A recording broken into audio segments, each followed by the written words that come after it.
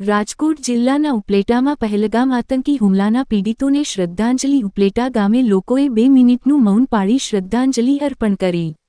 જમ્મુ કાશ્મીરના પહેલગામમાં થયેલા આતંકવાદી હુમલામાં મૃત્યુ પામેલા ભારતીયોને ઉપલેટાના લોકોએ શ્રદ્ધાંજલિ અર્પણ કરી હતી. ગ્રામજનોએ મૃતકોના પરિવારજનો માટે સંવેદના વ્યક્ત કરી. તેમને દુઃખ સહન કરવાની શક્તિ મળે તેવી પ્રાર્થના કરી. સમગ્ર ભારતમાં વિવિધ સ્થળોએ શ્રદ્ધાંજલિ કાર્યક્રમો યોજાયા.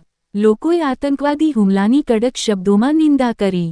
તેમણે સરકાર અને ભારતીય સેના પાસેથી કડક કાર્યવાહીની માંગ કરી. આતંકવાદને પ્રોત્સાહન આપતા પાકિસ્તાન સામે કડક પગલાં લેવાની માંગ પણ ઉઠી. કાર્યક્રમમાં 2 મિનિટનું મૌન પાળવામાં આવ્યું. વૈદિક શાંતિપાઠ દ્વારા દિવંગત આત્માઓને શ્રદ્ધાંજલિ અર્પણ કરવામાં આવી. લોકોએ વિશ્વભરમાં શાંતિની સ્થાપના માટે પ્રાર્થના કરી.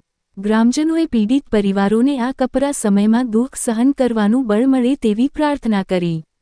સાથે જ વિશ્વમાંથી આતંકવાદ સમૂળગો નાબૂદ થાય તેવી આશા વ્યક્ત કરી હતી.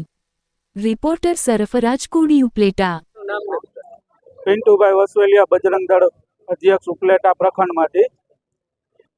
જે ગતરોજ આપણે જે જમ્મુ કાશ્મીરની બેલગાંવની અંદર હિન્દુઓની આતંકવાદી થ્રુ નિર્મમ હત્યા કરવામાં આવી છે, તેના સમાજમાં વિશ્વ હિન્દુ પરિષદ બજરંગ દળ દ્વારા અમે અહીંયા શ્રદ્ધાંજલિનો કાર્યક્રમ ગોઠવેલો છે.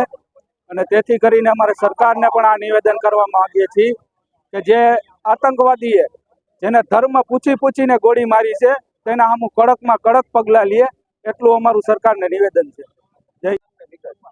રમેશભાઈ રામચંદાણી, વિશ્વ હિન્દુ પરિષદ, ઉપલેટા. ગત 22 એપ્રિલના રોજ કાશ્મીરની અંદર ટુરિસ્ટો ઉપર જે જઘન્ય હુમલો કરવામાં આવ્યો છે, સમગ્ર દેશનો હિન્દુ સમાજ સખત આક્રોશિત છે. આ આક્રોશને વાચા આપવા માટે આજે ઉપલેટાના બાવલા ચોકની અંદર વિશ્વ હિન્દુ પરિષદ અને બજરંગ દળ દ્વારા મૃતકોને શ્રદ્ધાંજલિ આપવાનો કાર્યક્રમ કરવામાં આવ્યો હતો. સમગ્ર ઉપલેટાનો હિન્દુ સમાજ બહોળી સંખ્યામાં હાજર રહ્યો હતો. અમારી ભારત સરકારને માંગ છે કે કાશ્મીરની અંદર સખતે સખત ઓપરેશન કરીને આતંકવાદને નાબૂદ કરવામાં આવે. જે લોકોએ પહેલગામ અને અનંતનાગની અંદર આતંકવાદીઓને આશરો આપ્યો હતો એની ઉપર પણ સખતે સખત કાનૂની કાર્યવાહી કરવામાં આવે. પુલવામા હુમલા પછી જેવી રીતે પાકિસ્તાન ઉપર સર્જિકલ સ્ટ્રાઇક કરવામાં આવી હતી, એવી જ રીતે આ વખતે પણ સખતે સખત સર્જિકલ સ્ટ્રાઇક કરવામાં આવે. અમારી ભારત સરકાર પાસે માંગ છે, સમગ્ર હિન્દુ સમાજની માંગ છે કે આ વખતે પાકિસ્તાન ઉપર હુમલો એવો તેજ હોવો જોઈએ કે પાક ઓક્યુપાઈડ કાશ્મીર પણ ભારતમાં ભેળવી દેવામાં આવે અને આ સમસ્યાનો કાયમ ને કાયમ નિવડો કરવામાં આવે. જય જય શ્રી રામ.